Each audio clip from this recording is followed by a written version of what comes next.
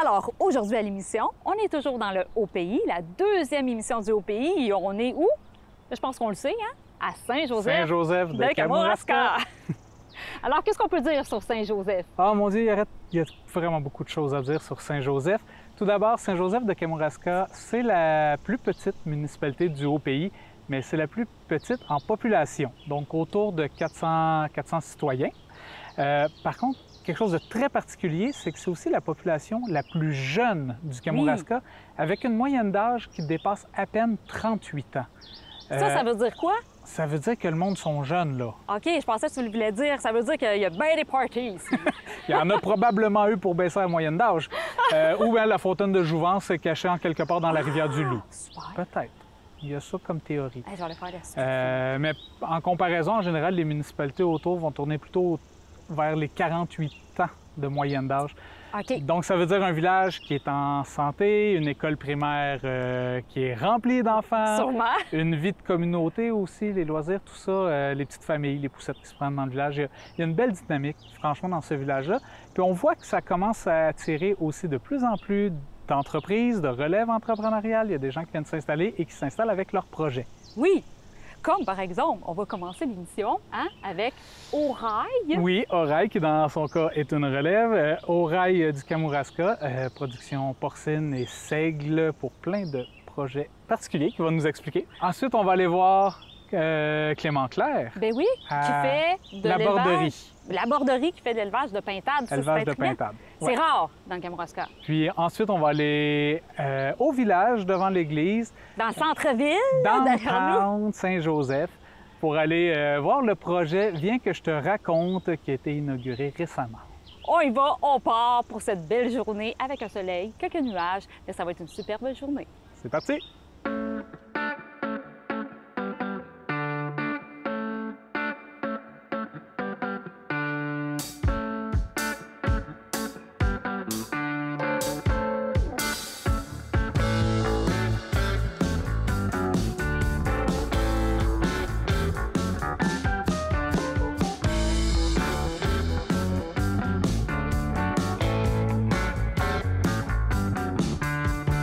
Anne-Christine, première étape de la journée, on est arrivé chez Orail, dans le 5e rang à Saint-Joseph de Kamouraska. Puis ici, on vient rencontrer Claude Ouellette, qui va nous raconter tous les projets qu'il y a, toutes les choses qu'il y a à découvrir en lien avec son entreprise. Je pense qu'il y en a beaucoup. Ouais. Mais avant de parler de Orail, les projets de Claude qui sont sans fin, moi, j'aimerais savoir pourquoi Orail? Qu'est-ce que ça veut dire? Ça m'intrigue vraiment beaucoup, puis je suis sûre que je ne suis pas la seule qui te pose la question. Non, la question nous est souvent posée. Orail, bien, O pour Ouellette. On est une famille de Ouellette. Rail, dans le fond, on a commencé l'entreprise à bouger plus. Je vous dirais que Distillerie Saint-Laurent nous a approchés pour avoir du seigle d'automne, pour faire leur Rail Whisky. Donc, tout ce qu'on a fait à l'heure actuelle dans mon entreprise depuis que ça avance de plus en plus a toujours un lien direct avec le seigle d'automne, qui est le Rail. Le seigle en anglais, c'est Rail. Exactement. Donc, qui fait une petite référence au Rail Whisky. Fait qu'on appelait ça O pour Ouellette, Rail pour seigle, donc Orail du Kamouraska. C'est la raison principale. Et là, ici, c'est un élevage de porc. Hein? Et c'est marqué sur ton camion, éleveur de porc nourri au seigle. Alors, voilà le lien. Pourquoi les nourrir au seigle? Est-ce que ça donne un meilleur goût à la viande? Bien, dans le fond, on était en test organoleptique au début du projet. Puis tout ce qu'on a, le porc traditionnel a un goût un peu plus acide versus en étant nourri au seigle, le rapport qui est sorti, selon les cuisiniers, c'est qu'il y avait un goût un peu plus noisette. On a remarqué aussi beaucoup plus de la rougeur de la viande. On la trouve plus foncée un petit peu, plus juteuse également et plus persillée. C'est de nombreux avantages qu'on avait avec le seigle. Ici, au Bas-Saint-Laurent, on a les climats vraiment adéquats pour le seigle d'automne. Et le seigle, dans le fond, on l'implante à l'automne. Donc, on couvre nos sols à l'hiver. Ça protège nos vers de terre, micro-organismes. Je vous dirais qu'au printemps, c'est la culture la plus compétitive. Donc, c'est la première qui décolle, puis qui verdit, puis qui prend son ampleur. Donc, vient qu'à étouffer ces mauvaises herbes. Donc, on n'a pas besoin d'intervenir avec des herbicides ou quoi que ce soit pour pouvoir brûler ces mauvaises herbes-là. Ça le fait par elle-même. Donc, ça donne le porc, je le présente vraiment plus comme un porc éco-responsable parce qu'on fait vraiment notre pas d'avant. Pour la protection de notre environnement, ce qu'on veut, c'est de léguer un futur à nos enfants aussi, là. Fait qu'on essaie de faire notre part dans ce dossier-là, côté environnemental. Mais c'est qui t'a donné l'idée de nourrir tes porcs avec du seigle? Est-ce que tu avais vu ça ailleurs ou c'est des tests ou... Bien, on a travaillé beaucoup avec Stéphane Michaud de Bellule Solutions Nutrition qui nourrit nos porcs depuis quelques années déjà. Puis le seigle, c'est un peu lui qui nous l'a apporté pour qu'on commence à le travailler puis Le seigle, il y a 5 ans, c'était presque disparu, il n'y en avait plus. C'était très rare, les gens qui en cultivaient. Et depuis 5 ans, il y a vraiment une croissance incroyable qui se passe dans le seigle. Là, on en voit presque partout maintenant.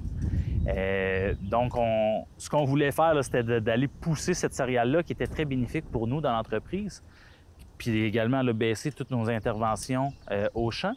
Puis également, mieux rétablir, mieux positionner, je vous dirais, les charges de travail. Donc, on a une partie de charge au printemps, nos céréales de printemps et tout, mais on vient qu'à égaliser, à répartir nos travaux. Donc, une partie de travaux à l'automne pour notre seigle et le restant au printemps.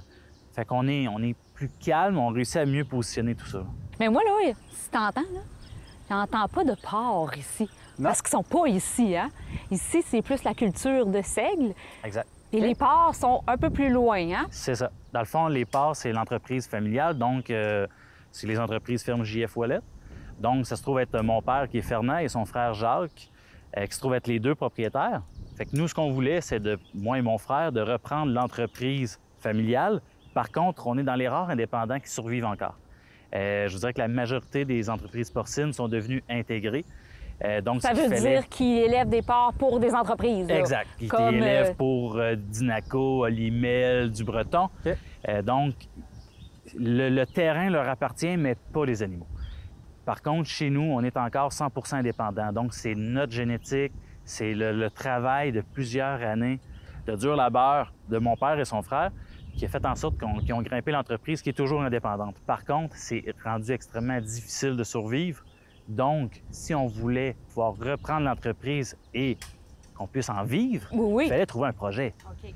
Donc, à l'heure actuelle, avec la COVID et tout, on voit que la mise en marché directe prenait de l'ampleur. Puis je voulais aller chercher le côté un peu plus humain. Qui a mangé notre porc? C'était-tu bon? Est-ce qu'il faut travailler sur quelque chose? Sur le circuit commercial, on ne le sait pas. Les animaux, on ne sait pas ce qu'ils sont partis. Ouais. Tandis qu'en circuit court, comme qu'on le fait, monsieur, madame, tout le monde qui ont goûté à notre viande sont capables de nous redonner des commentaires sur ce qu'ils ont goûté, ce qui va nous permettre d'ajuster, modifier pour vraiment perfectionner le produit. Bien oui, bien justement, les entreprises indépendantes, t'aimes ça travailler avec eux. Ça veut dire que c'est pour ça que tu as parti le projet de la caravane là, des producteurs. Parle-nous de ce projet-là en tant que tel. Bien, je vous dirais qu'on était au marché public à Saint-Pascal, puis j'étais dans ma première année encore de mise en marché. J'ai été voir Nathalie Lemieux de l'Érablière. Oui. Puis ce qu'elle me disait, bien, j'ai poussé l'idée. Ça serait le fun d'avoir une caravane de producteurs pour après les marchés, être capable de continuer, puis... Mais moi, j'étais encore présenter aussi tout ce qu'on a. Exact. J'étais encore en phase un peu brainstorm, à imaginer puis à rêver au final. Mais Nathalie avait trouvé vraiment l'idée bonne. Fait qu'on s'est mis à travailler là-dessus. Mais au final, on se rend compte qu'ici au Kamouraska, si on mettrait une bulle de verre sur le Kamouraska, on a tellement de diversité qui nous entoure qu'on serait capable de survivre quand même. Donc, pourquoi ne pas faire vivre cette expérience gustative qui nous entoure, qu'on a chez nous, de faire découvrir à la population. Puis dans le fond, on s'entend que dans le temps de la COVID, les gens étaient un petit peu stressés, un petit peu enfermés, puis je vous dirais que ça faisait revivre les gens. Ça a fait du bien au monde. Oui, exact. Vrai. Dans le passé, ça se faisait. Dans le temps de nos ancêtres, là, ils appelaient ça la fête des moissons. Oui! Les gens allaient à l'église tout simplement pour distribuer leur récolte au final. Fait que c'est un petit peu un retour en arrière également qu'on fait, à reproposer ça à la population, faire découvrir les nouveautés. On s'entend qu'il y a beaucoup de nouveautés au Kamouraska qui s'est fait aussi dans les dernières années. Vraiment? Donc, c'était le but visé là, qui a fonctionné à merveille. Mais là, on n'a pas parlé de tes fameux produits. Là, c'est le temps là, de voir qu'est-ce que vous faites et qu'est-ce que vous faites découvrir aux citoyens. Là. Parce que vous n'avez pas juste un produit, là. Vous faites non, plein de on a choses. travaillé beaucoup. On a commencé avec la viande brute, donc les décos. OK. Suite à ça, on est arrivé avec 2 sortes de saucisses dans la première année. On s'est rendu compte que, vite fait, que les gens adorent ce qui est plus transformé, ce qui est plus proche du prêt à manger. OK. Donc, au lancement d'Orail, on a eu un groupe de consultants qui nous ont aidés à se décoller puis à partir de tout ça. Et on a été cognés à la porte de Côte-TS à Kamouraska. Donc, ils ont eu un mandat avec nous là, de 10 nouvelles recettes à développer. OK. En se rapprochant le plus possible du prêt à manger. Fait que de plus en plus, on va arriver avec des produits prochainement là, qui vont sortir, que les gens auraient juste à ouvrir et à consommer. Je parle entre autres, exemple d'un ossobuco déjà cuit que les gens vont pouvoir réchauffer dans l'eau chaude et manger. On a également aussi là, une saucisse du Haut-Pays qui a fait son entrée également, faite avec un champignon forestier réhydraté au vin blanc, c'est à se rouler. Et bref, on a... Saucisse du Haut-Pays, moi en partant, je trouve ça gagnant. Là. Oui, hein? Bravo pour le nom. Tu dois avoir du bacon? On a le bacon, mais on a un peu plus loin que ça. On dit tout est dans tout. Oui. On a réinventé la saucisse déjeuner. Donc, une saucisse avec le seigle d'automne à l'intérieur de celle-ci. Bon, en terminant, Claude, j'aimerais bien savoir, pour les gens qui viennent nous visiter, pour les gens qui sont au Kamouraska, pour les gens de nos municipalités, à quel endroit ils peuvent acquérir les produits de Haut-Rail pour découvrir toutes ces bonnes choses-là? Bien, je dirais qu'on est un petit peu partout au Kamouraska, dans le fond, puis Rivière-du-Loup également. On a Provigo à Rivière-du-Loup, Cuisine Expresso, Gaz-Bar Saint-Patrice. On a également l'épicerie du coin Saint-Alexandre, épicerie Charest Sainte-Hélène, on a Provigo Saint-Pascal, épicerie chez Daniel à Mont-Carmel, Métro plus Lebel à la Pocatière également. Puis on a la boulangerie également, la Saint-Roch des Aunais. Hey, merci beaucoup de nous avoir accueillis ici. Ça me fait plaisir. Puis t'as l'air d'un homme super sympathique, fait que faut pas gêner d'aller te parler quand on te voit. Et voilà. Merci beaucoup. Bonne journée à vous autres.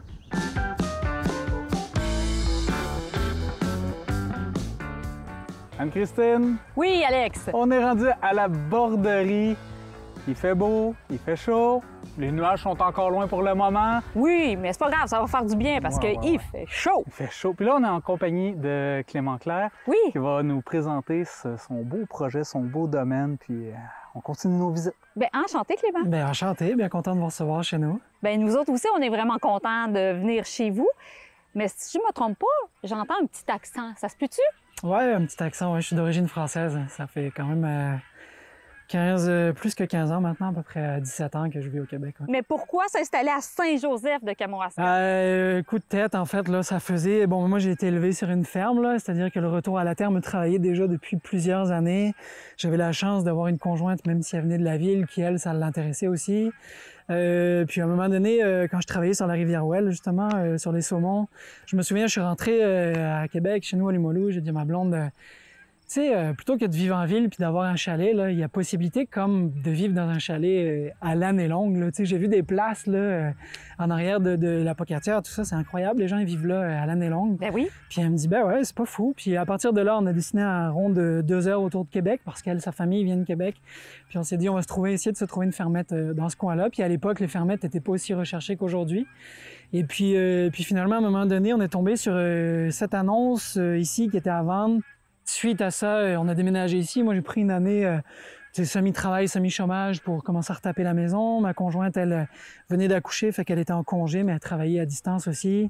Puis finalement, après ça, j'avais besoin d'argent, fait que mon CV s'est ramassé au Tourbière-Berger à Saint-Modeste. Ils m'ont appelé. J'ai travaillé pour eux autres pendant 6 ans. Voilà, j'ai parcouru le Canada encore à plein parce que c'était beaucoup de développement de projets, d'exploration de tourbières, Saskatchewan, Manitoba, Alberta, Nouveau-Brunswick. Okay. Fait que ça, c'était le fun, des belles expériences. J'ai appris plus, puis dans cette compagnie-là, c'est rempli de monde extraordinaire. Là. C'est vraiment une super compagnie. Puis à un moment donné, je voyais un peu le mouvement un peu agricole qui se dessinait ici au Québec. Là, de plus en plus de petites fermes, tout ça. Puis, puis moi, je me disais, c'est dommage quand même parce qu'il y a une production où est-ce qu'il y a très peu de diversité, c'est l'élevage de volailles. C'est pas mal toute la même affaire qui se fait à la grandeur de la province. Il commence à y avoir des gens un peu, mais à cause de la gestion du quota, c'est plus difficile de se diversifier. Puis là, il y avait le projet pilote qui s'en venait pour un peu dépasser cette limite de hors quota-là. Puis moi, je me suis dit, moi, je connais ça, j'ai été élevé là-dedans. Ça fait 30 ans que je connais ça, puis j'ai mes ressources, mon expertise au bout du téléphone si j'ai des problèmes. Fait que je me suis dit, c'est pas moi qui me lance à essayer de diversifier ça. Ça va être quelqu'un d'autre. Ouais, puis j'en faisais déjà depuis quelques années pour moi, puis des amis, tout ça. Puis les gens me disaient, hey, franchement, ton poulet il est vraiment incroyable, ça goûte différent, ça se tient différemment, tout ça. Puis je me suis dit, bah, tu sais, on est mieux d'avoir des regrets que des remords, là. Fait que pourquoi pas faire ça, finalement? Ah, j'aime ça, cette phrase-là. On parle le projet Quel est-il? Ah, ben, Le projet. le projet. Ben, nous, en fait, on focus principalement sur l'élevage de pintades et de poules, de poulets. Donc c'est là. On a commencé l'année passée. L'année passée, on a fait 300 poulets, puis à peu près 200 pintades. Cette année, on a appliqué au projet pilote là, qui a été mis en place pour donner l'opportunité à une dizaine de fermes par année d'élever jusqu'à 2000 poulets par année. Okay. C'est-à-dire le hors-quota plafonne à 300, mais il y a 10 fermes par année qui sont tirées au sort. Bien évidemment, il faut déposer un dossier, être sélectionné, ensuite être tiré au sort. 10 par année pendant 5 ans pour ce projet pilote-là, pour élever jusqu'à 2000 poulets par année, dans le fond. Fait que nous, cette année, on en fait 1000. Tu vois, on en a déjà fait un lot de 330 à peu près. Là, on en a un autre lot équivalent. Puis il y en a un autre qui va être démarré au début septembre. Puis en parallèle, dans le fond, on a augmenté les pintades aussi. On est à 350 pintades. Et puis l'idée des pintades, c'était de développer ça, qui est une viande encore très peu développée au Québec et même dans notre région où c'est peut-être plus connu qu'ailleurs parce qu'on a la chance d'avoir un resto qui tient ça sur sa carte à l'année longue. Et quel est le resto? C'est chez Cotéas, là. Chez Cotéas, dans le fond, ouais, c'est ça, pas besoin de le nommer. Puis bref, c'est ça. Fait que l'idée de la pintade, c'est d'avoir un backup, là. Si jamais on n'a pas le projet pilote pour augmenter la production de poulet tout de suite, on va se lancer tout de suite dans plus de pintades, dans le fond, là. D'accord. Puis finalement, on va pouvoir y aller progressivement avec les pintades. Parce que les poulets, il n'y a pas grand-chose à faire au niveau marketing, tout le monde connaît ça. Mais la pintade, il faut vraiment expliquer. Tu sais, la plupart des clients qui en ont pris l'année passée, ils en ont repris plus cette année. Mais dans la tête des gens, pour beaucoup de gens, c'est des cailles qu'on élève, en fait, là. Fait que souvent, quand j'ai plein de clients qui sont venus l'année passée puis qui sont arrivés chercher leur pintade, puis ah oui, OK, c'est gros comme ça. Ils s'attendaient à voir quelque chose de gros comme ça. Non, c'est pas la même bestiole. Mais là, j'ai triché un petit peu, là, avant l'entrevue. Je suis allée voir les pintades, puis c'est quand même des animaux peureux, hein? Ouais, quand même, c'est plus sauvage. Parce que c'est parti assez vite quand je suis arrivée. Tu sais, le poulet, là, c'est plus comme la vache, le cochon, chat-chien. C'est domestiqué par l'homme depuis des milliers d'années. La pintade, c'est à peu près 2000 ans. Les Romains, les Égyptiens, je pense, ont été premiers à domestiquer ça, mais ça a gardé un caractère très, très sauvage. Ça restait très marginal jusque dans les années, je dirais, 70-80, où est-ce que là, les Français se sont mis à développer ça pour de vrai, puis c'est devenu les plus gros producteurs au monde, puis en France, c'est rendu que, je veux dire, les gens achètent pas des pintades comme des poulets, mais quasiment. Tu sais, c'est rendu avec l'agneau, le repas de fête par excellence. Les gens vont s'acheter des pintades pour l'Action de grâce, pour Noël. C'est plus populaire en France qu'ici. Beaucoup, beaucoup plus populaire.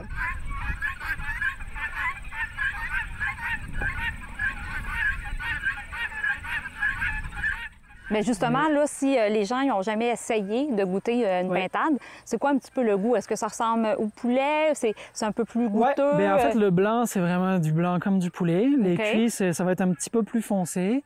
Puis les cuisses vont être... les cuisses et les ailes vont être vraiment plus foncées. Il y a un petit goût vraiment plus musqué en arrière. Comme de la muscade un petit peu, mais c'est vraiment délicieux. Je dirais que les seuls qui ont été déçus, c'est deux de mes amis qui sont des chasseurs qui, eux autres, je pense, s'attendaient à manger quelque chose de vraiment... de la sauvagine. Fait que là, ils disent, ouais, mais finalement, c'est du poulet qu'ils nous a vendu, mais pour la plupart des gens, c'est vraiment, ils découvrent ça. Puis, en fait, c'est super accessible, là. C'est beaucoup moins prononcé que l'agneau ou le canard ou même l'oie, ou même, j'irais jusqu'à dire que la dinde, là. C'est juste parfait, puis c'est beaucoup moins sec que de la dinde aussi, là. C'est plus gras, le gras jaune. Et puis c'est plus cher parce que c'est élevé plus longtemps, c'est plus rustique.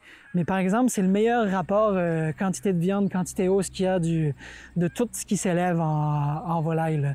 C'est-à-dire qu'une carcasse de pintade, une fois qu'on l'a mangée, si on fait un bouillon avec puis qu'on finit de la nettoyer, pour de vrai, il reste à peu près rien. Là, les os sont tellement fins là-dessus, il y a de la viande partout, dans tous les interstices. Ah, OK. Fait qu'on peut vraiment prendre la bête au complet, là, ouais, c'est ça. Mais ça fait un peu partie de, tu sais, nous, nos volailles, déjà, comme ils sont élevés à l'extérieur, puis comme ils sont nourris avec des grains entiers, la majorité de leur vie, ça donne un goût différent quand même, puis une texture différente à la viande.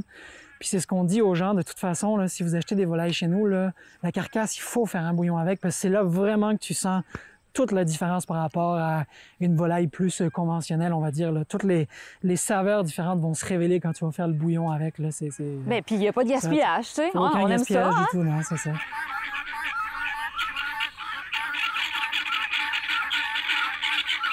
On fonctionne sur réservation principalement. Donc, notre site web, les gens passent des réservations. Puis bon, on fait quelques événements, comme là, on va être au marché de Rivière-du-Loup au mois de septembre, puis peut-être d'autres événements dans l'année. Mais sinon, c'est sur réservation, puis on vend les volailles entières principalement. OK. On a un petit peu de découpe comme privilège des gens qui ont fait leur réservation. Là, on prend pas de réservation sur les découpes. Parce que, tu sais, ce qu'on veut aussi, c'est que les gens ils cuisinent nos volailles, là. C'est ça qui est le fun. Moi, j'aime ça recevoir des photos des gens. Exemple, l'année passée, quelqu'un me dit « Ah, j'ai fumé tes pintades, c'est extraordinaire » ou des choses de même. Là, le but du projet, c'est aussi un peu de reconnecter les gens à la production agricole. Là. Fait que le plus qu'on va leur pré-mâcher les produits, le moins qu'ils vont se connecter à ce que nous, on fait finalement. Là. Fait qu'en terminant, Clément, c'est vraiment bon de vivre ici à Saint-Joseph, hein, de Kamouraska. C'est assez incroyable, là, pour de vrai. Là. C'est plein de jeunes familles, la rivière, la forêt, les terres publiques, la campagne, juste ce qu'il faut. Du beau voisinage, pour de vrai. Les familles jeunes. Oui, exactement. Nous autres, on a trouvé vraiment notre idéal. Avoir voulu imaginer ça, on n'aurait pas été capable. Super village.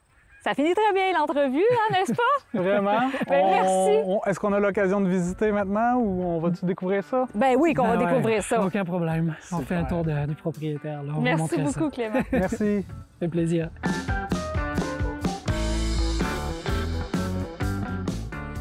Eh bien, on est arrivé au cœur de Saint-Joseph de Kamouraska, où on vient voir le projet « Viens que je te raconte » de Sophie Poulain de Courval. Donc, on est avec elle ici. Bien, bonjour Sophie. On peut dire qu'on se connaît quand même un peu, mais je ne connais pas ton projet, par exemple. Hey, bienvenue à Saint-Joseph. Je suis vraiment contente de vous recevoir chez nous. Bien, écoute, on le voit, ta cabine téléphonique est derrière toi.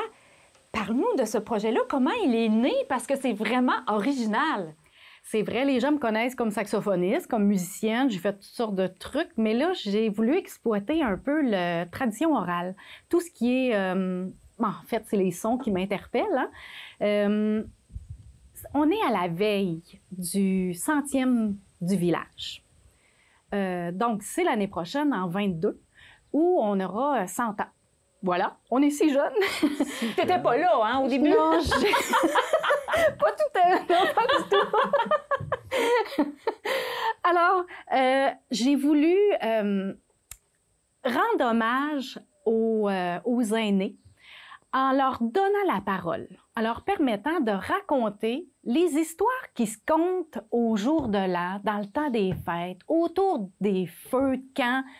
Toutes ces histoires-là qui ne sont pas nécessairement écrites tout à fait dans les livres, mais que les gens nous racontent, puis « Hey, tu sais pas quoi, il est arrivé quelque chose ici. » Bon, c'est à partir de ça que j'ai décidé de réfléchir sur une façon de pouvoir garder en mémoire ces histoires. Mais comment, mais comment ça fonctionne? Tu sais, je vois que tu as une cabine, tu as un téléphone, c'est préenregistré et ensuite tu as conçu ta cabine? Bon, voilà. C'est là que ça devient vraiment intéressant. En fait, l'idée, c'était de permettre aux gens de raconter et de transmettre à une autre génération, aux visiteurs de Saint-Joseph. Alors, je me suis dit, par quel médium je peux passer? On est dans la tradition orale et rien de mieux qu'un bon vieux téléphone de l'ancien temps où, moi, quand j'étais jeune, on décrochait le téléphone puis on pouvait entendre qu'est-ce qui se passait sur l'autre ligne. Donc, je suis partie un peu de ça, puis là, je me suis dit, ben oui, le téléphone, ça va être parfait pour diffuser des capsules historiques et anecdotiques sur le village. Alors, c'est comme ça que l'idée de la cabine est venue. Je me suis dit, je fabrique un faux téléphone en bois avec un vrai acoustique. Je me sers de ça, on pèse sur le bouton, puis ça nous raconte une histoire. Et j'ai installé ça dans une cabine pour que ce soit à l'extérieur. Donc, la cabine fonctionne toute seule. Un panneau solaire alimente une batterie qui alimente le téléphone. Dans le jour, la batterie se charge et le soir, les 4 panneaux que vous voyez avec « Viens que je te raconte » s'allument et sont éclairés. Puis, la cabine intérieure est éclairée aussi. Elle va revenir à l'été. Oui. Donc, elle sera là pour toute la durée du 100e, donc à partir de l'été prochain, là, dès les beaux jours, jusqu'à l'Action de grâce aussi. Et dis-moi, tu as combien de témoignages à peu près dans cette cabine-là? Alors, ça a été tout un processus de création. J'ai choisi 5 histoires. J'ai d'abord commencé par réunir, disons, les les porteurs de ces histoires. Les porteurs de mémoire. Les porteurs de mémoire, voilà, merci. Et je les ai réunis quand on a eu une petite bulle où on pouvait se réunir dans le temps des fêtes. Je les ai réunis, j'ai fait 2 groupes, je les ai enregistrés, je les ai laissés parler sur ce qu'ils avaient vécu, ce qu'ils avaient entendu parler, les affaires qui étaient arrivées, les feux, les catastrophes, les accidents, des affaires drôles, des choses un peu plus tragiques aussi. Je les ai laissés parler. J'ai réécouté tout ça en me disant, je vais choisir 5 histoires pour commencer, en fait, qui étaient un peu centrales au village, puis qui étaient en même temps différentes.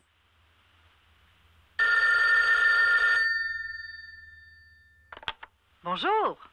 Vous écoutez une capsule historique et anecdotique au sujet du village de Saint-Joseph de Kamouraska. Mais c'est drôle, hein, Sophie? Je t'entends parler, puis il me semble que tous les villages ou les villes devraient avoir sa propre cabine téléphonique parce que tous les villages, toutes les municipalités ont quelque chose à raconter de leur municipalité. Tu vas-tu vendre ton idée, dans le fond? Bien, Anne-Christine, là, tu emprunter Sophie pour tous les villages du Haut-Pays, Oui, s'il c'est vous plaît? Écoute, ben là, tu touches vraiment un point sensible et j'ose rêver que ce projet-là va se multiplier. En fait, je vois l'engouement. Les gens de Saint-Joseph sont fiers. Il y a de Et quoi. je M'arrête! Hey, Sophie, c'est le fun, ton projet. J'ai tellement eu de beaux commentaires sur les réseaux sociaux. Ça s'est partagé d'une façon phénoménale. Tu as une belle couverture médiatique aussi. Une excellente couverture médiatique. Ça pique la curiosité. Ben oui. Puis les gens qui vont écouter les histoires trouvent ça bon. J'en ai des petits, j'ai des enfants qui viennent, les ados viennent. Les résidents qui sont natifs d'ici, qui sont de l'extérieur, viennent. Regardez vers l'ouest sur la rue principale. On voit le garage. Aujourd'hui, c'est le garage à Serge, mais avant, il appartenait à Fernand. C'était un garage tout en bois, comme les constructions de l'époque, et aussi, bien sûr, un lieu de rassemblement pour piquer une jasette. Hey, salut Fernand! Ah, je vois le Kamouraska avec ses cabines, je vois... Mais ça oui. serait mon désir le plus fou, en fait. Oui, je veux qu'il y ait d'autres cabines. Ça a dû être un gros travail de recherche. Mais Sophie, c'est toujours intéressant de parler avec des passionnés. Hein? Sophie, c'est une passionnée, puis ça se voit. C'est tellement agréable de l'entendre nous Ben raconter oui. ça. Fait que je te remercie beaucoup de nous avoir parlé de ton super projet et je te souhaite, Sophie, que ça se multiplie parce que c'est vraiment une bonne idée. Ben merci beaucoup. Merci de votre visite. Merci, Ben, ça Sophie. fait plaisir.